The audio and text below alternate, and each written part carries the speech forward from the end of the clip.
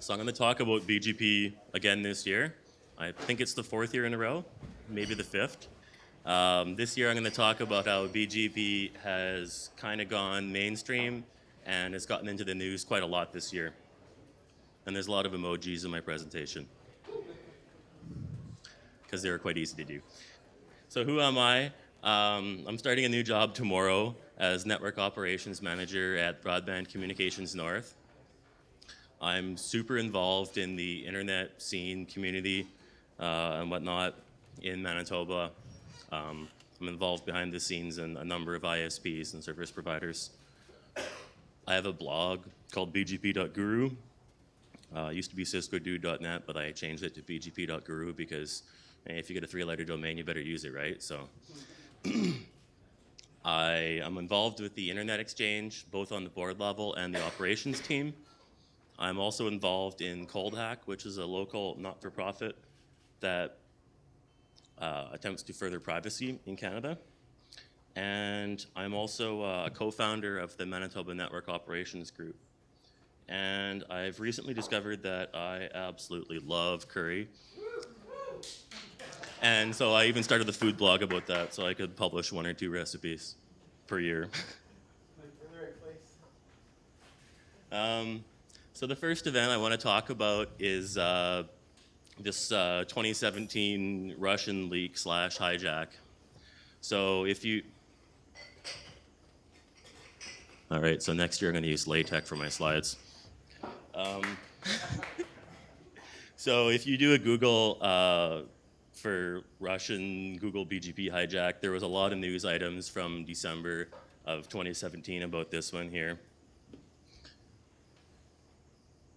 So the networks that were affected for this one here included Google and YouTube, Facebook, Microsoft, Twitch, Riot Games, and Apple, plus a bunch of Russian networks. The Russian networks were fully propagated by almost all of the upstreams. The rest were only propagated by Hurricane Electric. And so I've bolded Hurricane Electric here because there's a couple pieces along the way that all sort of fit into the end on this one here. So this one here, there was a lot of speculation about whether it was malicious or not. There were more specific networks. It seems like maybe it was a traffic optimization escape, but it's really, really hard to actually say for sure. In this case, a lot of people noticed because upstream links were getting congested and things weren't working. So some of the outcomes of this one here. So this guy I know named Job started putting a lot of pressure on Hurricane Electric to better filter their internet exchange connections. They appear extensively. I don't know if you guys get maybe the same Google ads that I do, but the Google ads that I see from Hurricane Electric say they have like 8,000 or 10,000 peering sessions. So that is a lot of different peering sessions to manage, filter, etc. It's not exactly an easy job. If you slack off on it, eventually it's going to bite you, and it's going to bite you in maybe kind of a public way, which is what started to happen earlier on. Well, this is about January or so this year. I'll publish these slides later, so there's a bunch of links and whatnot that if you're more interested, you can follow them and read some additional information. So the second event that involved BGP hijacking this year was the Amazon DNS hijack.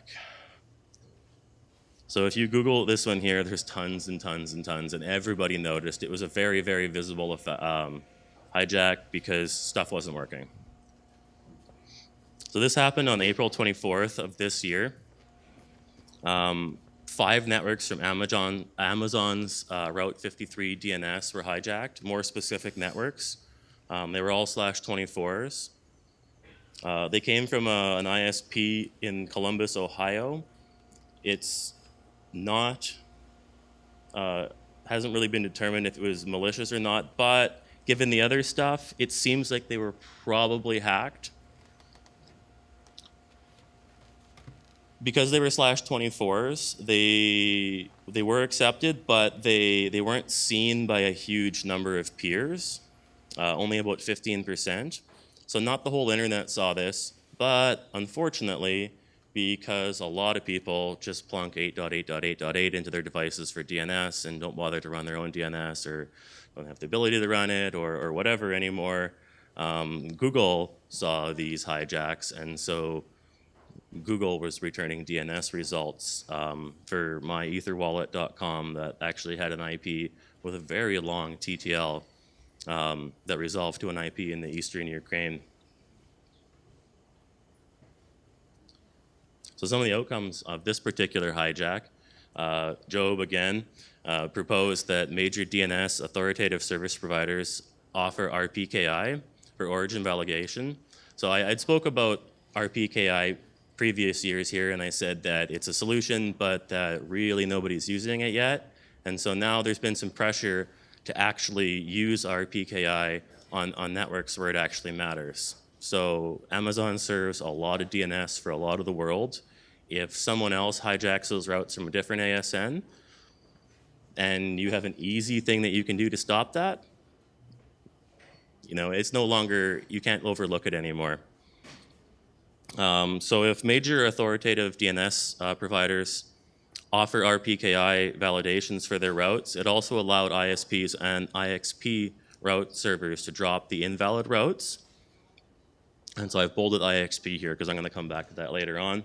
And there's a long Twitter thread in between Job and Matthew Prince of Cloudflare.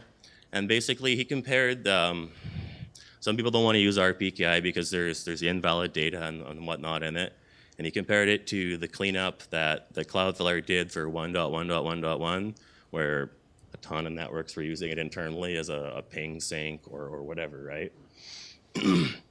And so later on this year, there was also a blog on Medium called Towards Cleaning Up Invalid RPKI Invalids by a person named Nusinu. They haven't really identified who they are. However, they've been pretty active on the NANOG list, and they've had a definite effect on the number of RPKI invalid certificates that are out there. The post has a nice little graph, but as it turns out, I wasn't able to include graphics very well this year.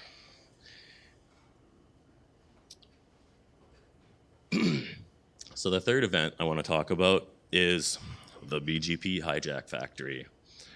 So this started as a series of posts on the North American Network Operator Group list by a guy named Ronald Gilmet. And as it turns out, you know, there had been some BGP hijack activity that was local to Winnipeg, and so he talked to someone who said, well, you need to talk to this Theo guy.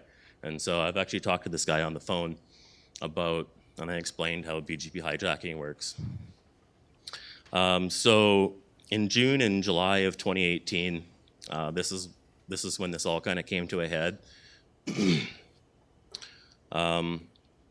So Ronald Gilmet sends really long emails, kind of like myself and maybe some other people like Mark. And so basically he laid out this long history that this BitCanal company out of Portugal had. You know, they're involved in spam, hijacking for spam. All the ASNs that they're connected with are actually all listed on the Spamhaus drop list. And even their IPv6/29 was listed on the Spamhaus drop list as well. And BitCanal had extensive peering at internet exchange points in Europe, but they had been dropped from D6 for bad behavior, BGP hijacking specifically. So some of the outcomes of this particular long message thread, BitCanal was booted from a bunch of transit providers and internet exchanges, and they basically were booted off the internet with a coordinated effort from a bunch of people who cared about not having stuff hijacked.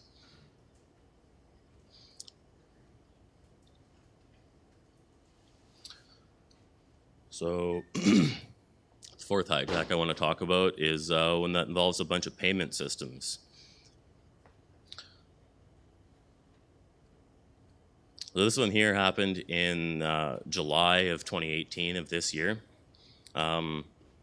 So the first hijack that was attempted, there was a bunch of 24s from various payment processing DNS server authoritative blocks that were announced.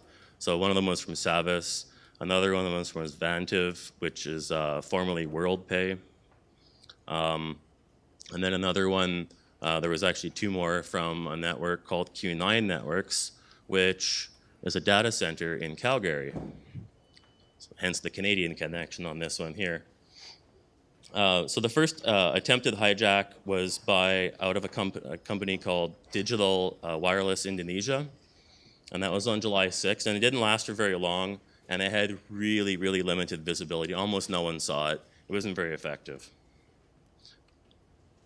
A couple days later, Malaysian ISP tries the same thing, the exact same thing. This one here is called Extreme Broadband. This one here also had limited visibility, and then later on that day, they tried the same thing, but they used a different BGP community that actually let the route propagate quite a bit more. So instead of only 3 peers seeing it, like 45 peers saw it, which if those are large peers, that can be a significant portion of the internet. Additional payment processing DNS authoritative networks were also hijacked the next day on July 11th. And a couple hours later, which is into the next day again, networks, the first networks that were mentioned on this slide here are hijacked yet again by this Malaysian ISP. And they're hijacked for a pretty long time, like 3 hours, as compared to minutes or 15 minutes. And Q9 noticed this time, and to combat, this more specific route, they brought up their own more specific route for these 2/24s. And so in this particular case, as in the Amazon one, the IP that was being returned by these DNS servers was an IP based out of the eastern Ukraine again. It wasn't the same IP, but it was based out of the same city. So some of the outcomes from this particular hijack, there was a lot more push for validating eBGP routes using RPKI again. So Job, who works at NTT as basically an instigator is what he told me, went out and pushed for people to start, if you offer authoritative DNS and you're a big part of the internet like Amazon or Dyn or one of these guys, you should be making your routes signed so that other people can validate them and invalidate the non-valid ones too.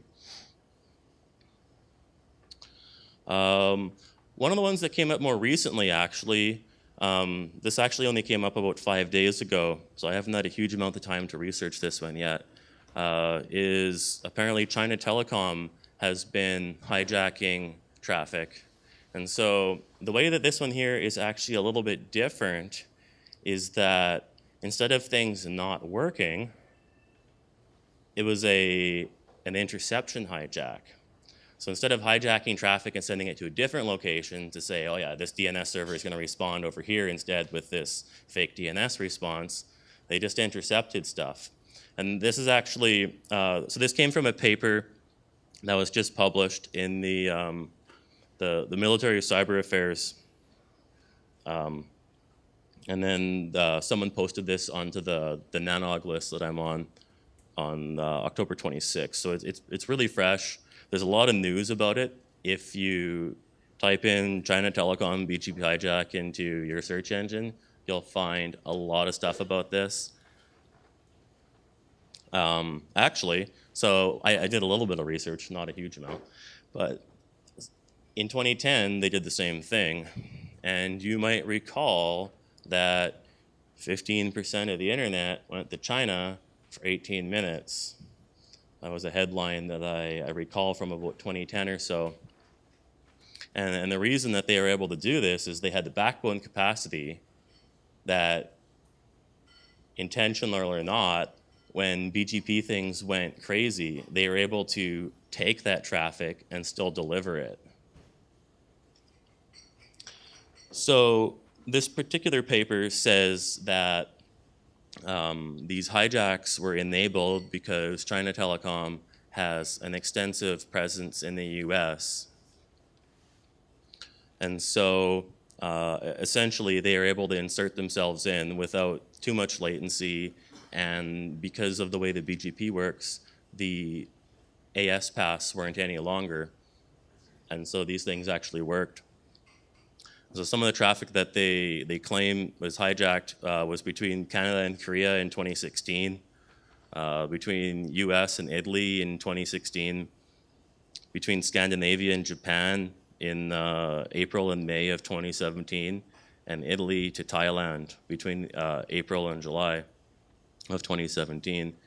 So because these were interception hijacks, you can gain a lot of information by seeing what sort of traffic is flowing through your network if you're able to get this stuff flowing through your network.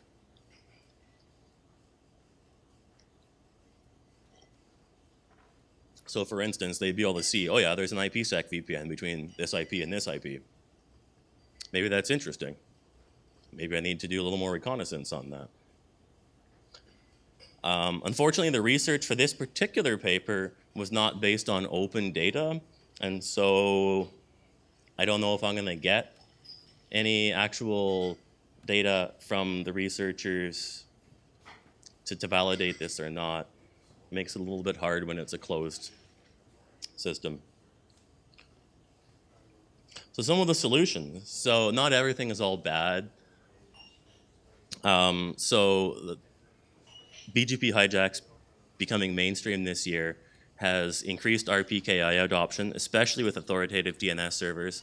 So Amazon signed their routes after their routes were hijacked, about 2 weeks later. It's a good step.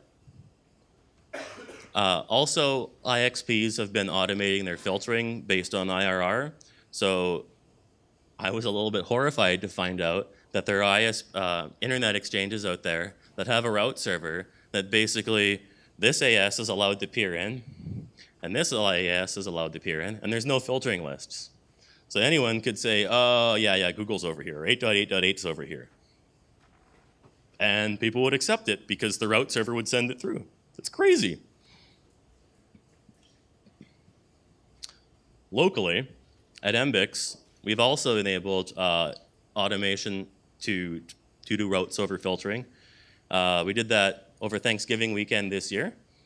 We're using a piece of software called A Route Server, which is some Python with a bunch of other stuff, I don't know, all glued in, nailed on, whatever. It uses IRR route projects, which is the standard. It also uses ARIN Whois origin AS. So if you have IP space that you have control over, one of the things you can set is that this particular AS might originate this or this other, and you can list a whole bunch of them in there. It's kind of a new field. I don't think it's been around forever because it's not populated for a ton of IP space.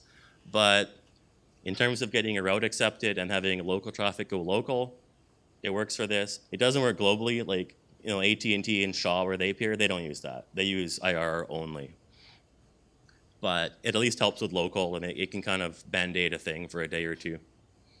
The other thing that we filter based on is also the RPKI certificates, the ROAs. So if you publish a route that says this /24 can come from this AS or this AS, then we look at that the same as a route object. And if it fails, then we actually mark it as invalid too. So when we enabled this route filtering, most of the IRR objects existed already, and that's due to a lot of the upstreams having already created proxy entries. So Shaw does this for a lot of theirs, not all the time. MTS also does this for their customers. Again, maybe not all the time, but Les is pretty good about this, mostly because I make him. And then myself, because I'm involved in my own ISP and a couple others.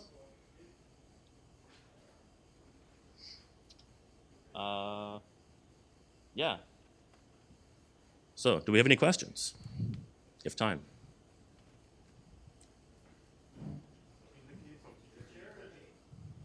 Let's.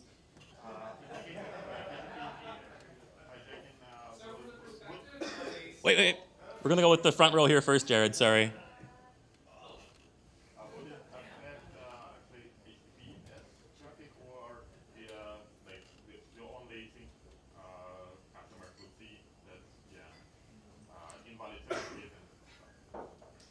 So the question's about if it would work with HTTPS or not, I guess, is basically what I'm boiling it down to. And so in the case of the hijack of myetherwallet.com, there was a self-sign certificate.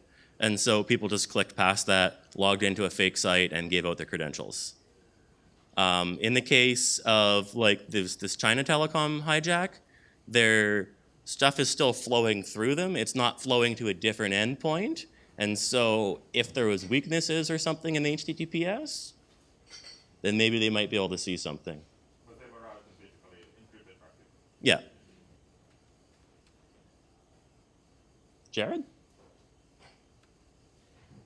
So from the perspective of let's say, a small transit provider, how much of the onus of route filtering, like implementing RPKI or even IRR filters, should I assume, or should I really be asking for my ISPs and upstream, like regional ISPs, to suck less when it comes to this stuff? Yeah, basically that's the best solution. Ask for the regional ISPs and the tier ones and the IXPs to suck less. Because as a small guy, you know, like there's people out there that only have a default route. You can't do anything with that. You can't do any sort of RPKI filtering when you only have one route. And when you expand that up to, you know, the people like myself that are mostly single-homed, again, there's not really a lot you can do because you're just, you know, but the tier ones, they definitely need to be doing this. And I know that Job is putting pressure on them because he works for one of the tier ones, for NTT. And also, you know, like the tier twos and the aggregators and whatnot, that's where it's really, really, really helpful. And that stuff has become, since I talked about this, you know, 2, 3, 4 years ago, it's become a lot more accessible in the routers and stuff that people are actually using.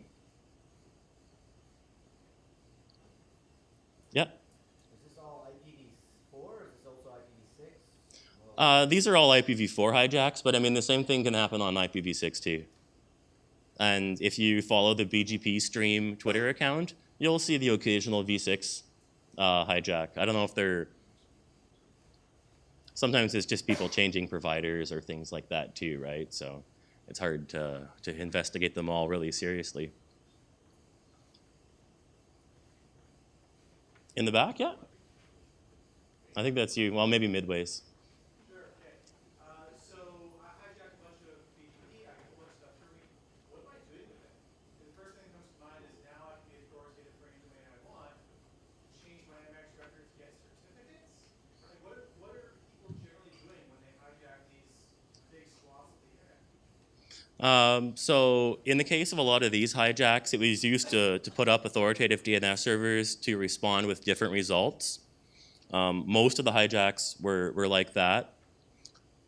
The China Telecom hijacks, though, were like that's looking at traffic. That's not hosting a different endpoint for something. That's let's make this go through us and see what we can see. That was eavesdrop malware. Yeah. Eavesdropping, not malicious. Yeah, exactly. Okay. Cool, thanks. I think time's up unless your question's like super short. Oh, sure, it's yes, no. We'll just follow up with the last question.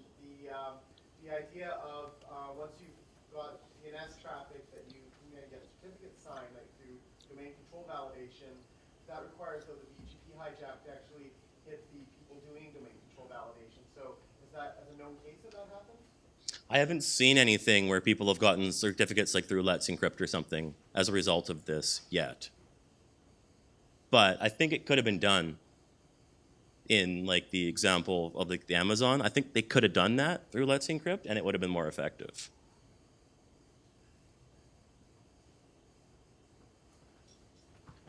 But thanks for listening.